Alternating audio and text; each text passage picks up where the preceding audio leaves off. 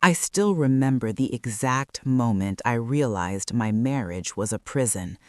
I was standing in the cereal aisle of our local grocery store in Boston, holding a box of granola that cost $7, trying to decide if I could justify the expense. My husband Richard made over $300,000 a year as an investment banker. We lived in a brownstone in Back Bay worth over $2 million, but I was standing there calculating whether I could afford cereal because I knew what would happen when Richard checked the credit card statement. $7 for granola? He'd say, his voice dripping with disappointment. Diana, this is exactly why I have to manage our finances. You have no concept of the value of money, no discipline. If I let you handle our accounts, we'd be bankrupt in 6 months. So I put the granola back and chose the generic brand for $3 instead, just like I always did, just like I'd been doing for 15 years. My name is Diana Morrison, and I'm 38 years old. To anyone looking at my life from the outside, I had it all: a successful husband, a beautiful home, financial security. But behind closed doors, I lived on an allowance of $200 a month for personal expenses. Everything else, groceries, household items, clothing, had to be justified, explained, approved. Every purchase scrutinized, every dollar accounted for. "You need new shoes," Richard would say, looking at my worn sneakers with barely concealed disdain. "Again? Diana, you just got shoes last year. Do you have any idea how wasteful you're being? Other wives make do with what they have." So I wore my shoes until they had holes in the soles. I bought clothes from thrift stores and consignment shops. I cut my own hair because the salon was too expensive. I learned to make everything last, to need nothing, to become as small and inexpensive as possible. It hadn't always been this way. When Richard and I first met, he'd been charming, generous, attentive. He was a young banker on the rise. I was a graduate student studying art history at Boston University. He'd sweep me off to fancy restaurants, buy me thoughtful gifts, tell me I was brilliant and beautiful and exactly what he'd been looking for. "You have such refined taste," he'd say, admiring my knowledge of art and culture. "You're going to be the perfect wife for someone in my position." I should have heard the warning in those words: perfect wife for someone in my position, not perfect partner for me, not the person I want to build a life with. But I was 23 and in love, and convinced that this successful, sophisticated man choosing me meant I was special. We got married 6 months after we met. Too fast, I realize now. But Richard was persuasive, and I was young enough to believe that whirlwind romance was the same as real love. The financial control started slowly. First, he suggested combining our bank accounts for efficiency. Then he suggested I let him handle all the bills, since he understood finance better. Then he pointed out that since I was still in school and he was earning all the money, it made sense for him to make the financial decisions. By the time I graduated with my master's degree, I was completely cut off from our finances.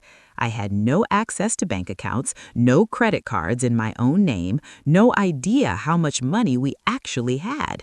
Richard gave me an allowance and told me to be grateful for it. "Do you know how lucky you are?" he'd say. "Most women have to work. You get to stay home, pursue your little hobbies, live in this beautiful house. All I ask is that you be responsible with the money I give you." My little hobbies were supposed to be my career. I'd wanted to work as a museum curator, to use my education and passion for art, but Richard had other ideas. "What's the point of you working?" he'd argued. "You'd make, what, $40,000 a year? After taxes and childcare, we'd barely break even. It makes more financial sense for you to stay home." Except we never had children. We tried for the first 5 years of our marriage, but it didn't happen. After multiple rounds of testing, doctors told us I likely couldn't conceive. Richard's response was cold. "Well, I guess that's another way you've disappointed me." he said, not comforting me, not grieving with me, just disappointed, like I'd failed to deliver a product he'd ordered. Without children to care for, my role in the marriage became even more unclear. I was supposed to keep the house immaculate, prepare elaborate meals, entertain Richard's colleagues and clients, and somehow do it all on a budget that wouldn't cover most people's weekly groceries. "You spent $18 on cheese?" Richard would say, reviewing the grocery receipt like it was a criminal document. "Diana, this is absurd. There was perfectly good cheese for $9, but no, you had to get the fancy imported kind. This is exactly the kind of wasteful spending I'm talking about." Never mind that the fancy imported cheese was for a dinner party he insisted I host for his boss. Never mind that he told me to pull out all the stops and make a good impression. When the bill came, suddenly I was being frivolous and irresponsible. The psychological warfare was constant and exhausting. Every purchase questioned, every decision criticized, every request for money treated like I was asking for an undeserved handout. "You need money for what? Coffee with your friend? Diana, we have coffee here at home. Why do you need to spend money going out? Are you incapable of entertaining yourself at home?" So I stopped seeing friends, stopped going out, stopped doing anything that cost money and might draw Richard's criticism. I became smaller and smaller, my world shrinking to the confines of our expensive house that felt more like a prison than a home.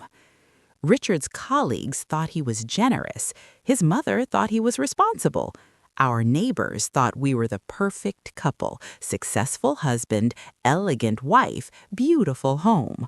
No one knew that behind closed doors, I was living on less money than a minimum wage worker, while my husband controlled a fortune. "You're so lucky to have Richard," his mother would say whenever she visited. "He takes such good care of you. You don't have to worry about a thing. I wish I'd had a husband who handled everything so well." I'd smile and nod and serve tea in china cups I wasn't allowed to replace if they broke, because we already have perfectly good dishes. And I'd think about how lucky I was, how grateful I should be, how Richard was right that I'd be nothing without him. I believed it. For years, I believed it. I believed I was financially incompetent, wasteful, lucky to have someone willing to manage my life because I clearly couldn't do it myself. What Richard didn't know, what no one knew except my grandmother, was that I wasn't who he thought I was. I wasn't some broke graduate student he'd rescued and elevated to his lifestyle. I was someone else entirely, someone with a secret that would eventually destroy everything Richard thought he knew about our marriage. But that revelation was still months away, and in the meantime, I stood in grocery store aisles calculating the cost of cereal, wore shoes with holes in them, and convinced myself that this was normal, that this was what marriage looked like, that I deserved this because I contributed nothing. I was wrong about all of it, but I wouldn't realize that until the day the lawyer called. The incident that finally made me see my marriage clearly happened on a Tuesday afternoon in late September. I was at Target, one of the few places I was allowed to shop because Richard approved of their prices, trying to find a new winter coat. Mine was 5 years old, the zipper broken, the lining torn. Boston winters are brutal, and I needed something functional. I found a coat on clearance for $49. Nothing fancy, just a basic black puffer jacket that would keep me warm. I stood there holding it, running the numbers in my head. I had $63 left from my monthly allowance. $49 for the coat would leave me $14 for the rest of the month. Could I make that work? While I was deliberating, a woman I knew from the neighborhood walked by, Teresa Chen, married to one of Richard's colleagues. She was pushing a cart full of items and wearing a coat that probably cost more than my monthly allowance. "Diana, hi," She smiled brightly. Shopping for winter clothes? I just bought the cutest boots. Wait, let me show you. She pulled out her phone and showed me pictures of designer boots that cost $600. Kenneth said I deserved a treat. What are you getting? I held up my clearance coat, feeling suddenly embarrassed. Not by Teresa, she'd meant well, but by the reality of my situation. Her husband, who made roughly the same as Richard, encouraged her to buy $600 boots as a treat. Meanwhile, I was agonizing over a $49 clearance coat. I bought the coat, and when Richard checked the credit card statement that evening, he was furious. $49? Diana, we just had this conversation about unnecessary spending. You have a coat. It's broken. The zipper doesn't work, and so get it repaired. Do you have any idea how wasteful it is to just buy new things every time something breaks? This is exactly what I'm talking about. You have no concept of financial responsibility. Something snapped inside me. Teresa bought $600 boots yesterday. Kenneth encouraged her to. Richard's face darkened. What Teresa and Kenneth do with their money is their business. Kenneth doesn't have a financially irresponsible wife who needs constant monitoring. I'm not financially irresponsible.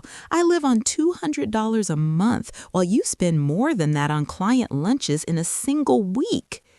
Those lunches are business expenses. They're investments in my career, the career that pays for this house and your lifestyle. Or have you forgotten that without my income, you'd be living in some tiny apartment surviving on food stamps? I stared at him, seeing clearly for the first time in years how much contempt he had for me, how much he truly believed I was worthless, useless, a burden he'd generously taken on. I'm going to bed, I said quietly. Of course you are. Run away instead of taking responsibility for your spending. That's exactly what I'd expect from you. I lay awake that night, really thinking about my marriage for the first time in years. How had I let this happen? How had I become this person, small, scared, constantly walking on eggshells, unable to buy a winter coat without agonizing over it? The next morning, I did something I hadn't done in years. I called my best friend, Sonia. Sonia and I had been friends since college, but we drifted apart after I married Richard. He'd always found reasons why I couldn't meet up with her. Too expensive to go out, too busy with house projects. She was a bad influence because she was single and career-focused. Eventually, I just stopped trying. Diana? She sounded shocked to hear from me. Oh my God, it's been forever. Are you okay? Can we meet? I need to talk to someone. We met at a coffee shop in Cambridge, far enough from my neighborhood that I was unlikely to run into anyone who knew Richard. Sonia took one look at my worn coat, my cheap shoes, my home-cut hair, and her expression shifted from happy to concerned. What's going on? You look... Diana, are you eating enough? You're so thin. And then it all came pouring out.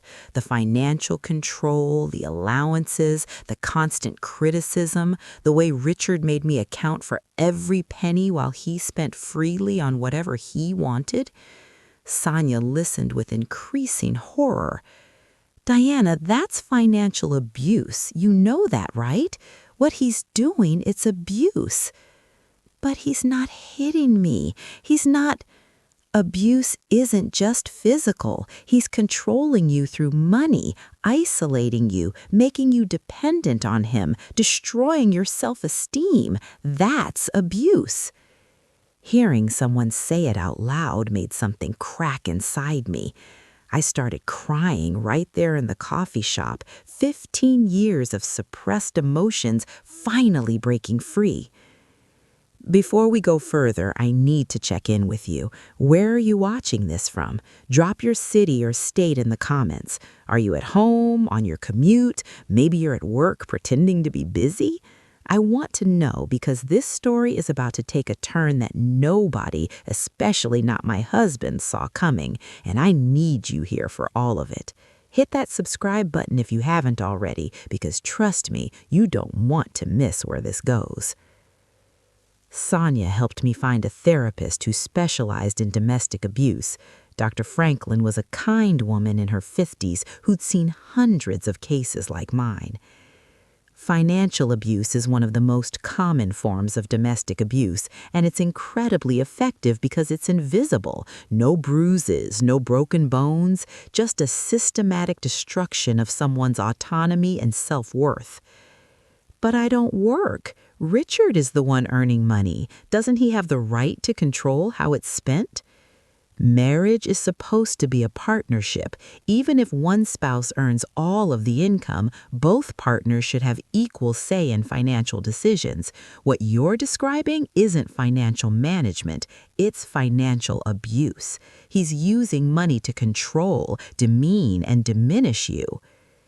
Hearing someone say it out loud made something crack inside me. I started crying right there in the coffee shop, 15 years of suppressed emotions finally breaking free.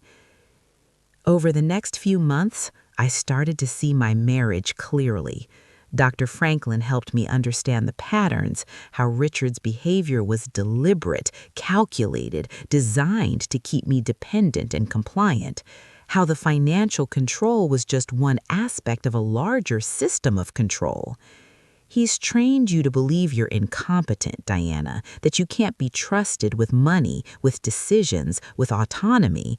But Diana, you have a master's degree. You're intelligent, capable, educated. The only reason you struggle financially is because he's deliberately limited your resources. So what do I do? That depends. Do you want to save this marriage, or do you want to save yourself? I thought about that question for a long time. Could this marriage be saved? Could Richard change? Or more importantly, did I even want him to? The answer, I realized, was no. I didn't love him anymore. I wasn't sure I ever really had. I'd loved the idea of him, the security he represented, the life I thought we'd build together. But the reality of him, the man who mocked my worn shoes and called me useless, I didn't love that man. I didn't even like him. I'm going to leave, I told Dr. Franklin in November, but I don't know how. I don't have money saved. I don't have a job. I don't have anywhere to go. He's made sure I'm completely dependent on him. There are resources, shelters, legal aid, organizations that help women in your situation. We can make a plan. So we started planning. Secretly, carefully, I began preparing to leave. I opened a bank account at a different bank using my maiden name. I started documenting every instance of financial abuse, saving receipts, recording conversations, keeping a detailed journal.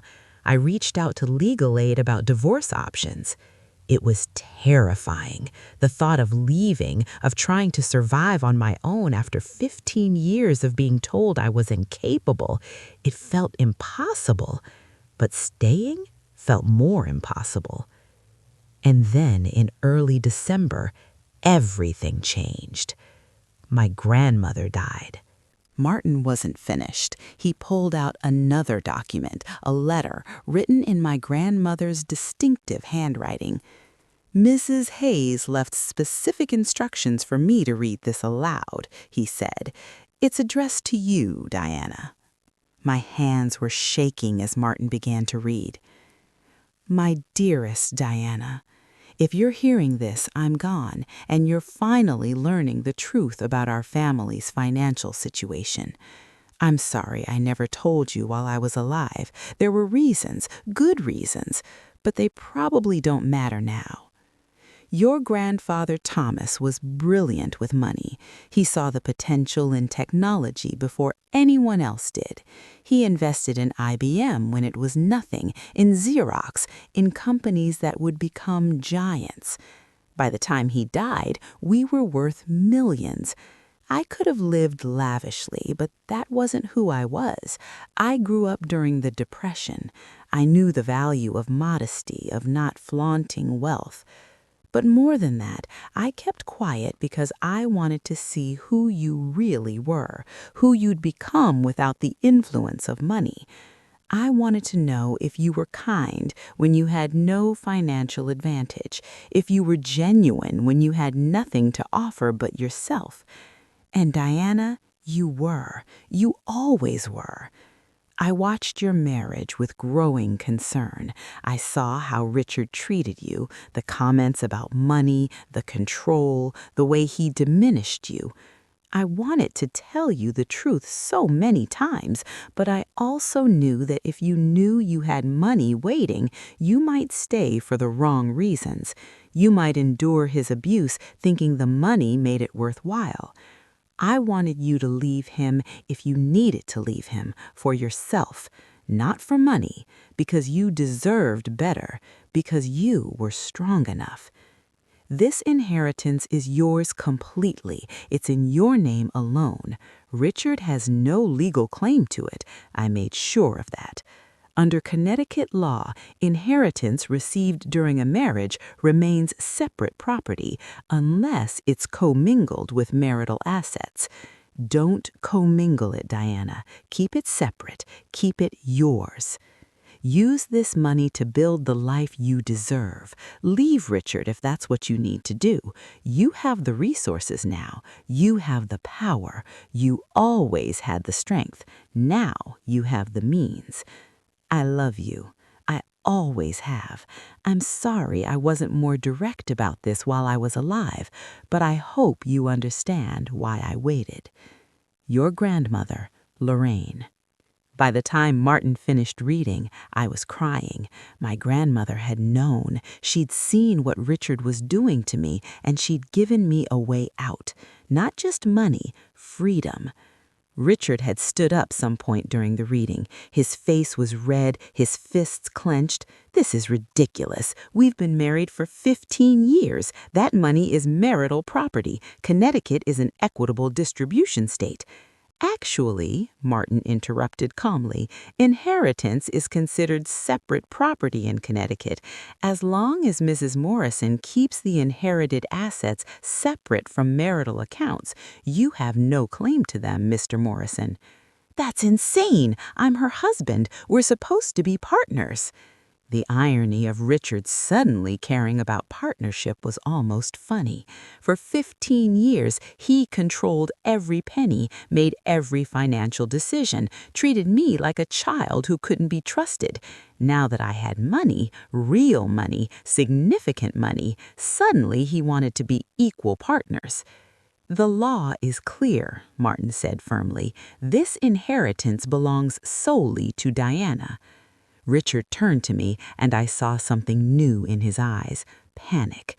Diana, honey, this is wonderful news. We're millionaires. We can finally do all those things we talked about. Travel, maybe buy a vacation home, invest in my business ideas. This is incredible for us. Us. There was no us anymore. There maybe never had been. I need some time to process this, I said quietly. Of course. Richard's voice was suddenly gentle, solicitous, the tone he used when he wanted something. This is a lot to take in. Why don't we go home, talk about how we want to manage this windfall? I'll be making my own decisions about the inheritance, I interrupted, with the help of financial advisors, my own financial advisors. His expression darkened. What's that supposed to mean? It means exactly what I said. This is my money. I'll be making decisions about it. Isaac caught my eye and gave me a subtle nod. He understood what was happening. Martin did too. I could see approval in his expression. Mrs. Morrison, I'd like to recommend some attorneys and financial advisors who specialize in helping clients manage significant inheritances. Would you be available to meet with me privately tomorrow to discuss next steps? Yes, thank you. Privately? Richard's voice rose. I'm her husband. I should be part of these meetings. Not if Mrs. Morrison doesn't want you there. Martin's tone was steel wrapped in politeness. The inheritance legally belongs to Diana. She has no obligation to include you in financial planning discussions. The drive home was silent and tense. Richard kept glancing at me, and I could practically hear his mind racing, trying to figure out how to regain control of the situation. When we got back to our house, the house that suddenly felt so much smaller, knowing I could afford to live anywhere, Richard finally exploded.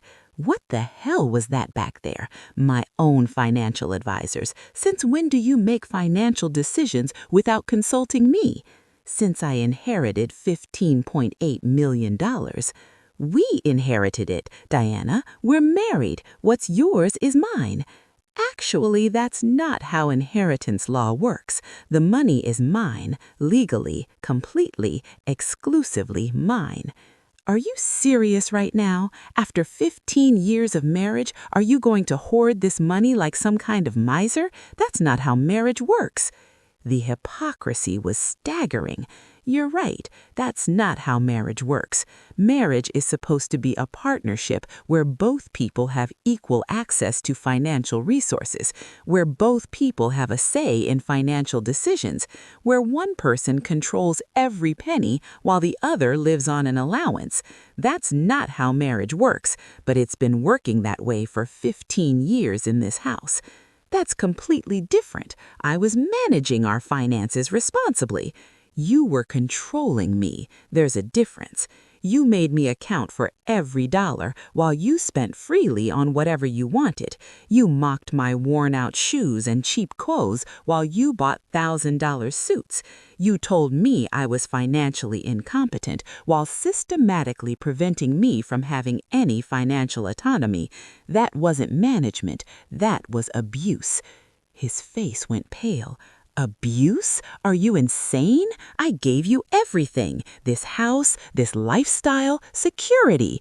You gave me nothing. You controlled everything. And you made sure I knew I was nothing without you, that I'd be homeless and helpless if I ever left. Well, guess what? That's not true anymore. I'm not dependent on you. I'm not trapped. I have options now. Diana, please. His tone shifted again, becoming pleading. I know I've been hard on you sometimes, but it was for our own good. I was trying to build our future, and now we have it. We have this incredible opportunity. We can start fresh, do things differently. I promise I'll be better about including you in financial decisions. But I'd heard promises before. I'd heard apologies and explanations and justifications. What I had never heard was genuine accountability, genuine change. I need some time, I said. Time to think, time to process all of this, time to figure out what I want. What you want? Diana, we're married. We should be figuring out what we want together. When has anything in this marriage been about we, Diana?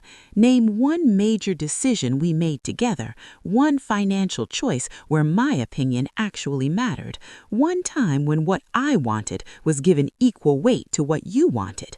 He opened his mouth, then closed it. He couldn't name one, not one single instance in 15 years of marriage where I'd been treated as an equal partner.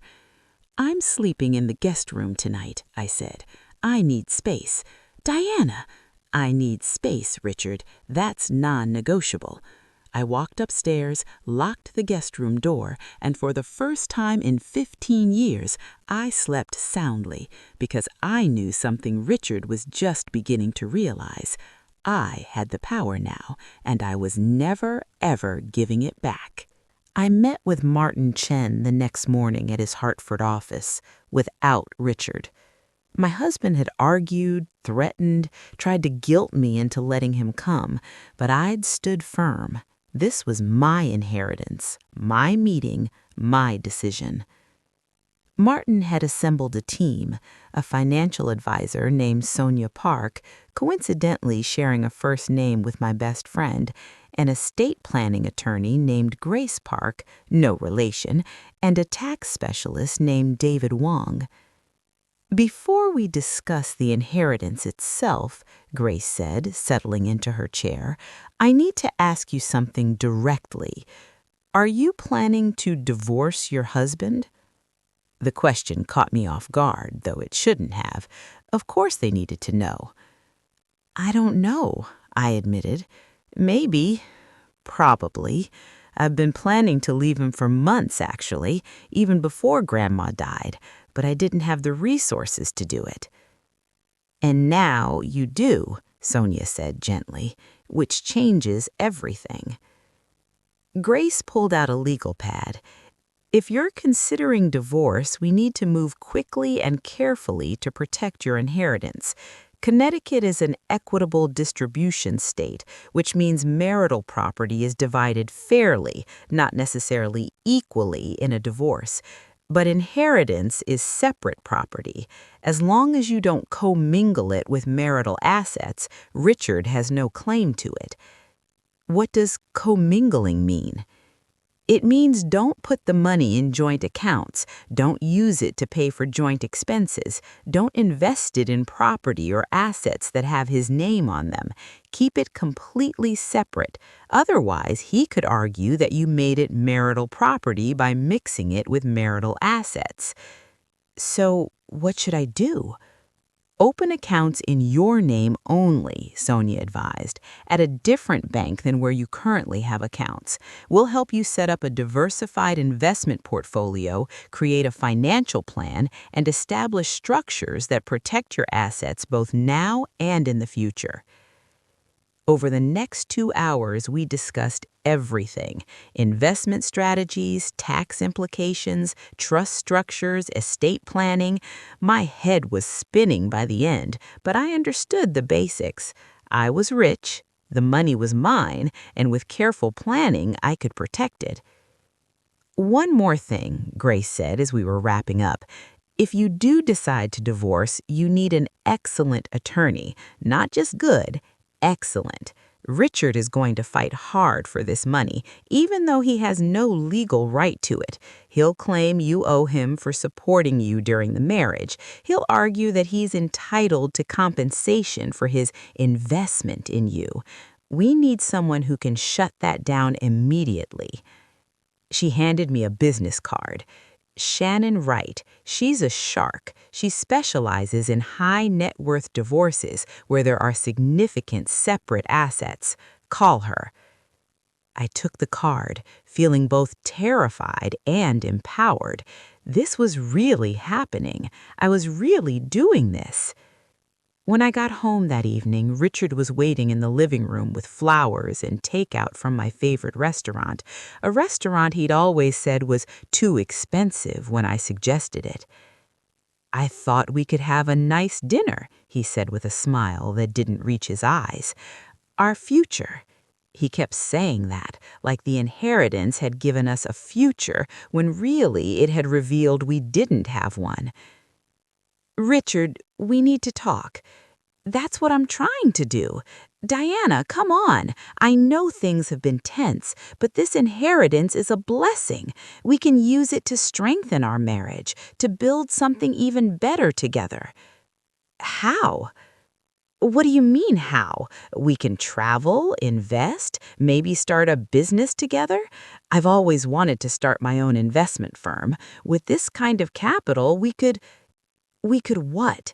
Invest my inheritance in your business idea so you can control my money the same way you've controlled everything else in this marriage? That's not fair. I'd include you in all the decisions. We'd be partners. We've been married for 15 years, Richard. When have we ever been partners? He set down the flowers, his expression hardening. I've supported you for 15 years. I've given you a home, security, everything you needed, and this is how you thank me? By throwing my generosity in my face the second you get some money? Your generosity? You gave me $200 a month and criticized every penny I spent. You made me wear shoes with holes in them. You told me I was financially incompetent so often that I believed it. That's not generosity, Richard. That's control. I was teaching you financial responsibility. No, you were keeping me dependent and small and convinced I was nothing without you. Well, surprise. I'm worth nearly $16 million. I'm not nothing, and I'm definitely not dependent on you anymore. The mask finally came off completely. You ungrateful bitch. Do you have any idea what I've sacrificed for you?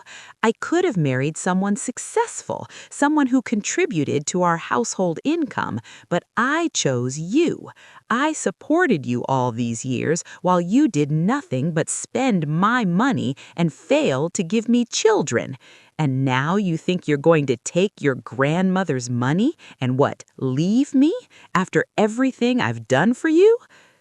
There it was, the truth he'd been carefully hiding behind his sudden kindness and partnership talk. He didn't want me, he wanted my money, and he resented every dollar he'd ever wasted on me. Yes, I said calmly, that's exactly what I'm going to do. I'm going to take my inheritance, not grandmother's money, my money, and I'm going to leave you. I'm going to divorce you, and I'm going to build a life where no one ever makes me feel small again. You can't do this. I won't let you. You don't get a vote. I'm done, Richard. This marriage is over. Over? Diana, be reasonable. You're emotional right now. You're not thinking clearly. Let's take some time. Maybe go to counseling. I've been in counseling for months. Individual counseling, working through the damage you've done, learning to recognize financial abuse for what it is. The only thing I'm emotional about right now is relief. Relief that I finally have the resources to leave. Richard's expression shifted from anger to calculation. Fine, you want a divorce? We'll get divorced, but don't think you're keeping all that money. I'm entitled to half of everything. I've supported you for 15 years. Connecticut law says I deserve compensation. Connecticut law says inheritance is separate property. You're entitled to exactly nothing. We'll see what a judge says about that. Yes, I agreed. We will. I walked upstairs to the guest room and locked the door. My hands were shaking, my heart pounding, but underneath the fear was something else, something I hadn't felt in years. Freedom. I moved out 3 days later, not to some cramped apartment or shelter like I'd been planning before the inheritance, to a beautiful furnished rental in Beacon Hill. 3 bedrooms, hardwood floors, a view of the Boston Common. I paid for a year up front, cash. It felt like a statement. I don't need you. I never will again. Richard called constantly, texted dozens of times a day. The messages cycled through guilt. How can you do this to us? Anger. You're making the biggest mistake of your life. And manipulation. I still love you, we can work through this. I blocked his number. Shannon Wright, the divorce attorney Grace had recommended, turned out to be exactly as advertised, a shark in Chanel suits with a reputation for eating men like Richard for breakfast.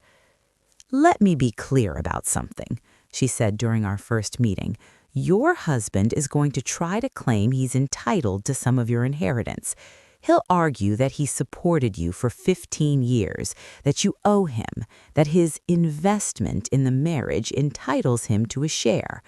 None of that is legally valid. Inheritance is separate property, but he'll try. Can he win? Not if we're smart. We document every instance of financial abuse. We show the court that he systematically controlled you, limited your access to resources, and kept you dependent. We demonstrate that far from supporting you, he abused you financially while living lavishly himself. By the time we're done, the judge will see exactly what kind of person he is. Over the next few weeks, I gave Shannon everything: my journals documenting the financial abuse, receipts showing the disparity in our spending, testimony from Sonia, my best friend, about how I'd been isolated and controlled, statements from Dr. Franklin about the psychological impact of the abuse.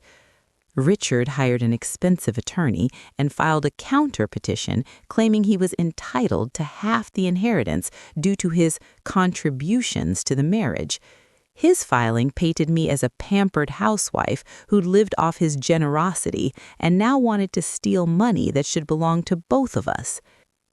"He's actually claiming he was generous to you," Shannon said, reading through his filing with disbelief. "He gave you an allowance of $200 a month while he lived like a king, and he's claiming he was generous. The audacity of this man." The discovery process was brutal. Richard's attorney demanded financial records, documentation of the inheritance, proof that I hadn't commingled assets. We provided everything because we had nothing to hide.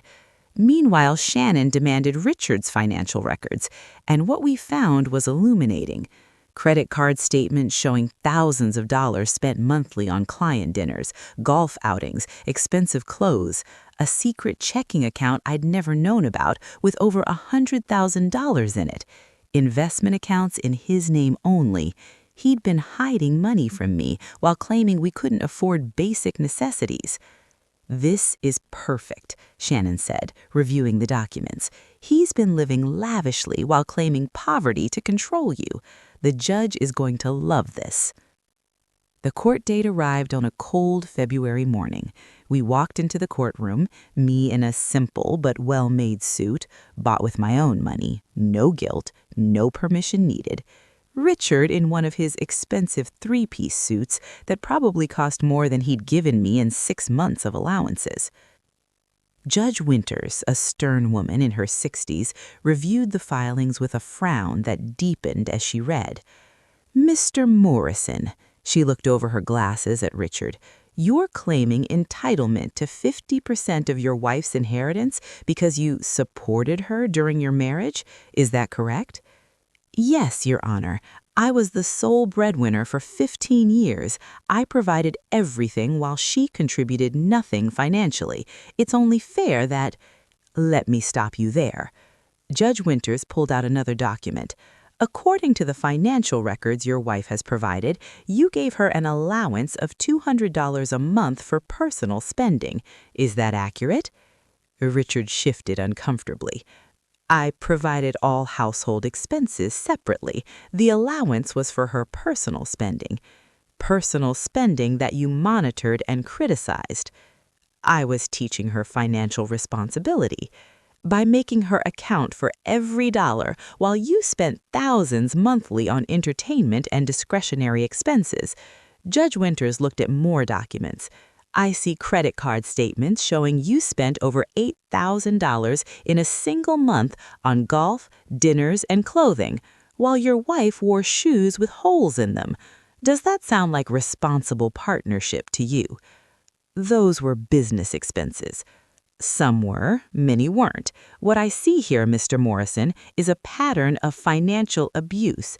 You systematically controlled your wife's access to money, limited her autonomy, and kept her in a state of artificial dependence while living quite comfortably yourself.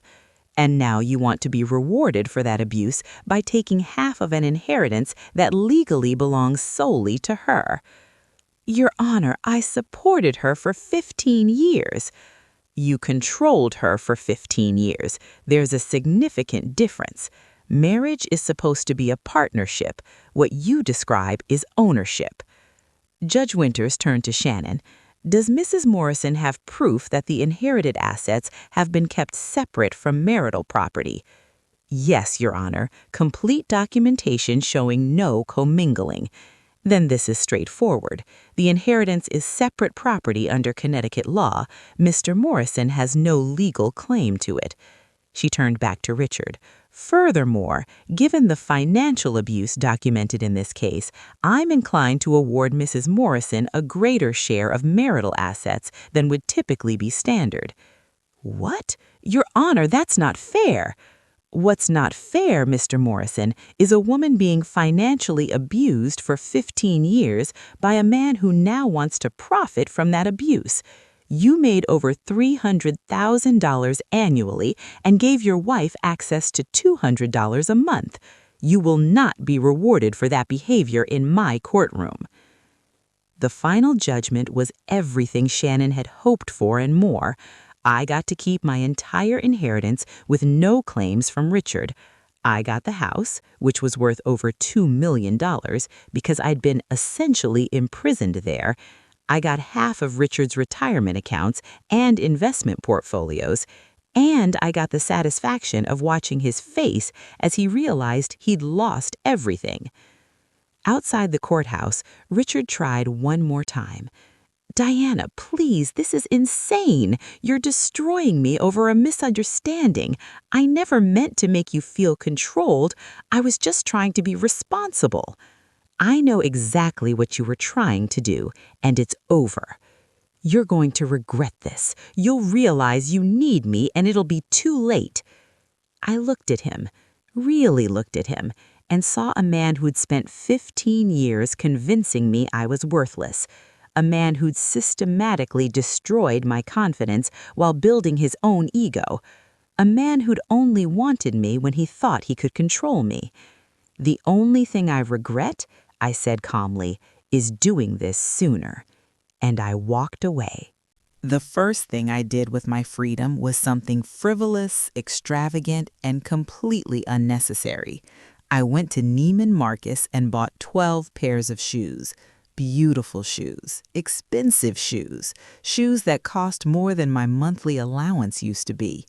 The salesperson probably thought I was crazy, standing there crying happy tears over Italian leather pumps. "These are perfect," I said, holding a pair of Manolo Blahniks that cost $800. "I'll take them." "Excellent choice. And the others?" "All of them. I'll take all 12 pairs." I wore a different pair every day for the next 12 days, just because I could, just because no one was going to question me or call me wasteful or make me feel guilty. They were my shoes, bought with my money, worn on my feet as I walked through my new life. But revenge shopping, satisfying as it was, wasn't enough. I wanted to do something meaningful with my inheritance, something that would help other women in situations like mine. I reached out to Marianne Torres, the director of a women's shelter I'd been planning to go to before the inheritance. She was surprised to hear from me. "Deanna, I've been thinking about you. Are you safe?" "I'm safe. I left my husband, I got divorced, and I want to help." Over coffee, I told Marianne my story, the financial abuse, the inheritance, the divorce. Her expression shifted from sympathy to excitement as I explained what I wanted to do. "I want to create a fund," I said, "for women leaving financially abusive situations, emergency money for rent deposits, work clothes, child care, legal fees, whatever they need to establish independence. No strings attached, no judgment, just resources to help them start over." "Deanna, that would be incredible. Do you have any idea how many women stay in abusive situations because they literally can't afford to leave? Financial barriers are one of the biggest obstacles. If you could remove even some of those barriers, that's exactly what I want to do." I established the Lorraine Hayes Freedom Fund with an initial investment of $2 million. The fund would provide grants, not loans, to women leaving financially abusive relationships. We partnered with shelters, legal aid organizations, and therapists to identify women who needed help. The first recipient was a woman named Keisha, 34 years old with 3 kids. Her husband had controlled every penny for 12 years, and she'd been sleeping in her car with her children because she couldn't afford a security deposit on an apartment. "I don't understand," she said, when Marianne told her about the grant. "Why would someone just give me money? What do I have to do for it?" "You have to use it to build a life free from abuse," I told her when we met. "That's all. Take this money, get your apartment, buy your kids what they need, start over. No one is going to take it back or hold it over your head or make you feel guilty. It's yours." She cried. I cried. Marianne cried. And 2 weeks later, Keisha sent me a photo of her 3 kids in their new apartment, smiling and safe and free. That's when I knew I'd found my purpose. I also went back to school, not for another degree, but to finally use the one I had. I volunteered at the Museum of Fine Arts in Boston, using my art history background to lead tours and help with curation. The museum couldn't afford to hire me full-time, nonprofit budgets being what they were, so I volunteered because I could, because money wasn't a barrier anymore. "You know you're overqualified to be a volunteer tour guide," the museum director said after watching me lead a group through the European Paintings Gallery. "I'm not here because I need the job. I'm here because I love it. Would you be interested in serving on our board? We could use someone with your passion and your resources." I joined the board of the Museum of Fine Arts. I joined the board of 3 women's shelters. I started writing checks to organizations I believed in, reproductive rights groups, domestic violence prevention programs, arts education initiatives. Money I'd once had to beg for permission to spend on groceries was now flowing freely to causes that mattered to me. My friendship with Sonia, my best friend, not the financial advisor, flourished again. We had dinner every week, and she watched my transformation with joy and sometimes disbelief. "You're like a different person," she said one evening over wine. "Not different fundamentally, you're still you, but it's like you've been let out of a cage. You're bigger, louder, more yourself." "I'm free," I said simply. "For the first time in 15 years, I'm completely free." My relationship with my cousin Isaac deepened too. He'd used his inheritance to start a nonprofit teaching coding to underserved kids, and I helped fund it.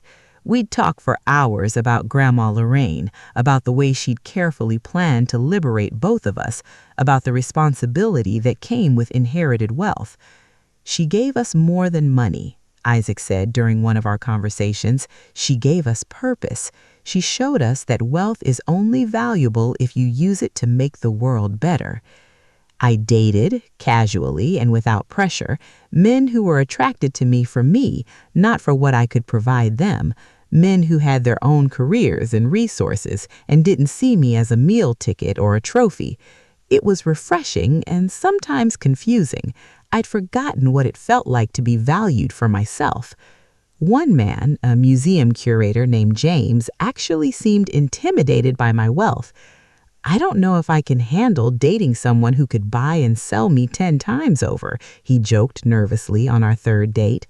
"The money is just money," I said. "It doesn't change who I am. It just means I don't have to worry about whether I can afford the good wine." We dated for 3 months before deciding we were better as friends. But the experience taught me something important. I could have relationships without power imbalances, without control, without someone trying to diminish me to make themselves feel bigger. My mother would have been proud of who I was becoming. She died 5 years earlier, before all of this, but I felt her presence sometimes, especially when I was helping other women the way she'd once helped people in her own quiet way. Life wasn't perfect. I still had nightmares sometimes about being back in that house, back under Richard's control. I still caught myself calculating whether I could afford things before remembering I could afford anything. 15 years of conditioning didn't disappear overnight. But I was healing, growing, becoming the person I was always meant to be. The person my grandmother had bet on, the person who was strong enough, given the resources, to not just survive, but thrive. I ran into Richard at a charity gala about a year after our divorce.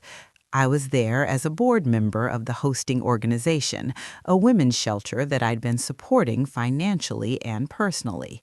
He was there as someone's +1, looking uncomfortable in a tuxedo that didn't quite fit right anymore. Our eyes met across the room, and I watched him register my presence. I was wearing a dress that cost more than his monthly mortgage payment used to be, my hair professionally styled, my confidence visible in every line of my body. I looked like money. More importantly, I looked happy. He made his way over to me, and I considered walking away, but I'd spent a year working on myself, on healing, on becoming strong enough that Richard Morrison couldn't hurt me anymore. Running away felt like giving him power he no longer deserved. "Diana," he said, his voice strained, "you look good." "Thank you." An awkward silence stretched between us. I waited for him to speak, curious what he could possibly have to say to me after everything. "I heard about your foundation, the fund for women leaving abusive relationships. That's good work." "It's important work." "Is it about me? About what happened between us?" I looked at him carefully. He looked older, tired, diminished. The swagger and confidence that had once been so attractive had curdled into something desperate. I'd heard through mutual acquaintances that he'd had a hard time since the divorce. His career had stalled, his reputation had suffered when word got out about the financial abuse. His dating life was apparently a disaster. I should have felt satisfaction at his struggles. The old Diana would have wanted him to suffer the way she'd suffered. But looking at him now, I felt something unexpected. Pity. "It's not about you," I said honestly. "It's about helping women who don't have the resources I had. Women who can't leave because they literally have nowhere to go and no money to start over. You're not important enough to build a foundation around, Richard." He flinched. "That's harsh, but true. You were part of my story, but you're not the whole story. What you did to me was terrible, but it taught me something valuable. How many women are trapped the way I was, how systemic this problem is. I'm using my experience to help others. That's not about you, that's about them." "I never meant to trap you. I really didn't. I thought I was being responsible." "No, you didn't. You knew exactly what you were doing. You liked having control. You liked keeping me small and dependent. It made you feel powerful." I paused. "But you know what? I'm grateful for it now." "Grateful?" He looked shocked. "Because it taught me my worth. It showed me what real financial freedom means. It made me passionate about helping others who are going through what I went through. If I'd married someone kind and equitable, I might never have discovered this purpose. So yes, in a twisted way, I'm grateful." "Diana, I'm sorry for what I put you through. I've had a lot of time to think about it, and you were right. I was controlling. I was abusive. I just didn't see it at the time." "And now you do?" "Now that I've lost everything, yeah, I see it pretty clearly." There was something pathetic about his apology, coming only after he'd faced consequences, only after I was beyond his reach. An apology from someone who still had power over me would have meant nothing. An apology from someone who'd been humbled and defeated, it meant even less.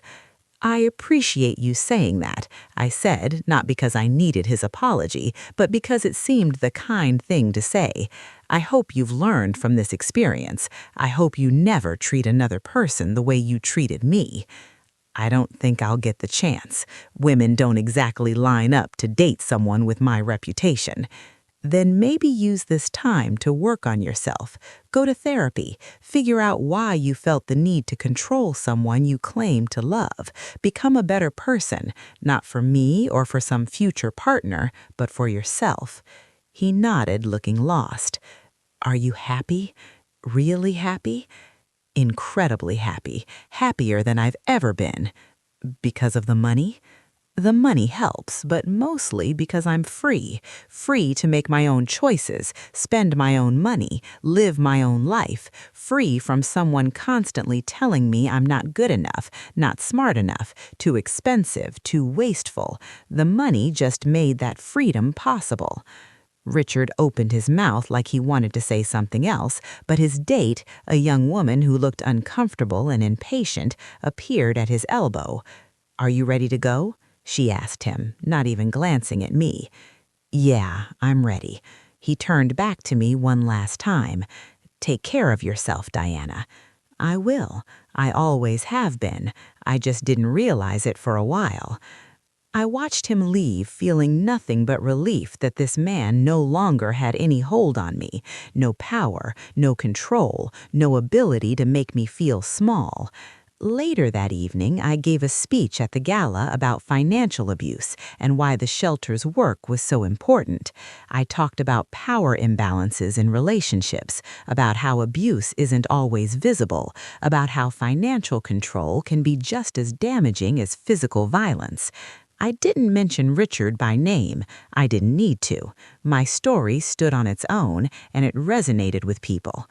By the end of the evening, the shelter had raised over $1 million in donations.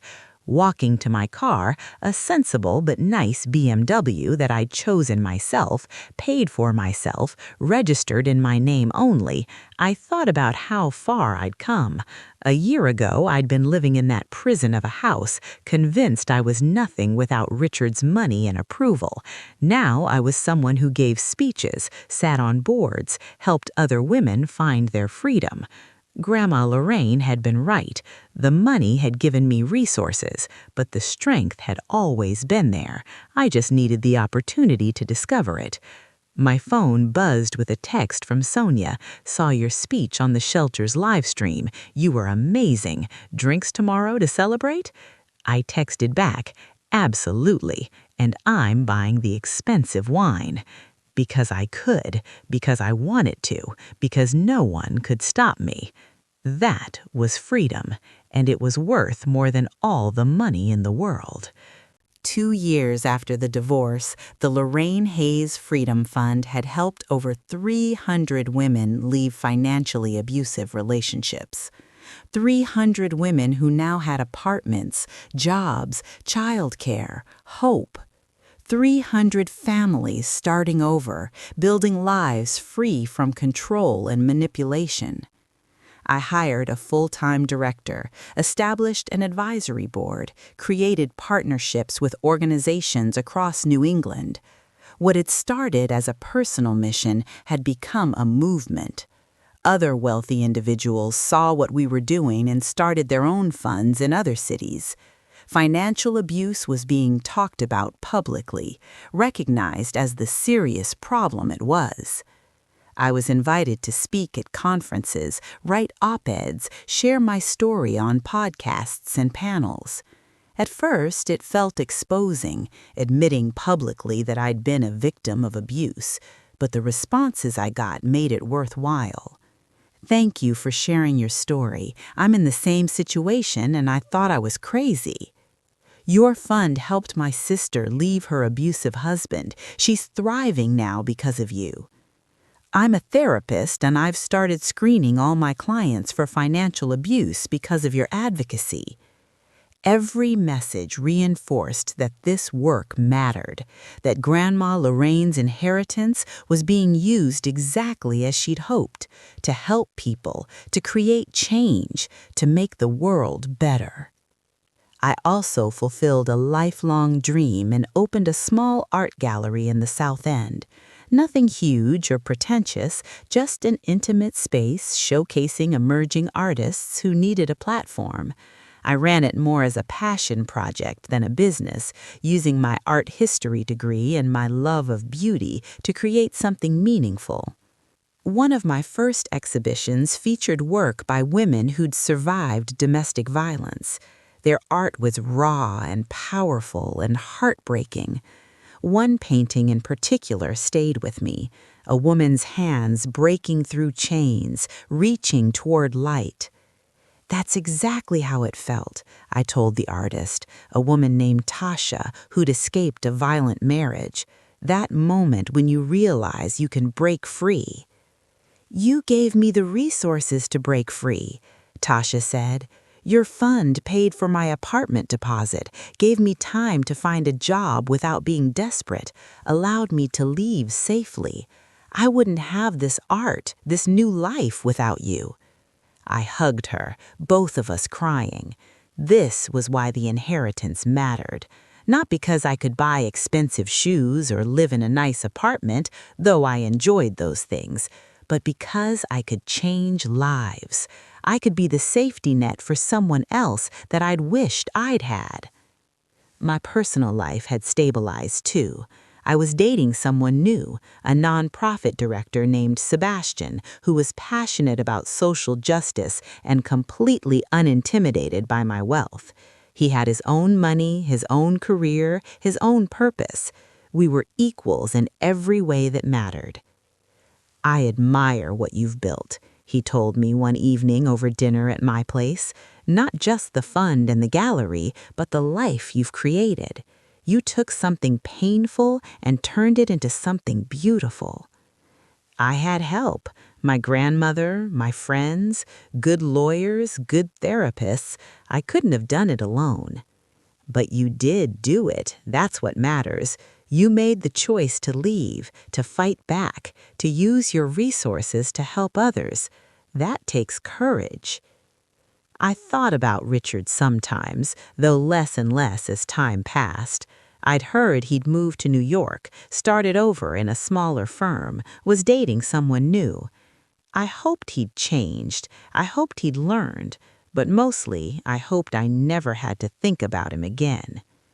My cousin Isaac and I became close. We met for dinner once a month to talk about our foundations, our lives, our grandmother's legacy. "She knew exactly what she was doing," Isaac said during one of our dinners. "She waited until we were old enough to handle the responsibility, mature enough to use the money wisely. If she'd given it to us earlier, we might have squandered it, but she waited until we'd lived enough life to understand what mattered." I also was trapped, I added, until the money would mean freedom instead of just luxury. If she'd told me earlier, I might have stayed with Richard thinking the money made it bearable. By waiting, she ensured that when I left, it would be for the right reasons. She was brilliant. She really was. On the 3rd anniversary of Grandma Lorraine's death, I visited her grave in Connecticut. I brought flowers and a bottle of her favorite whiskey, which I poured a little on the ground. She would have appreciated the gesture. "Thank you," I said aloud, not caring if anyone heard me talking to a headstone. "Thank you for seeing me when I couldn't see myself. Thank you for believing I was strong enough to escape. Thank you for giving me the resources not just survive, but thrive.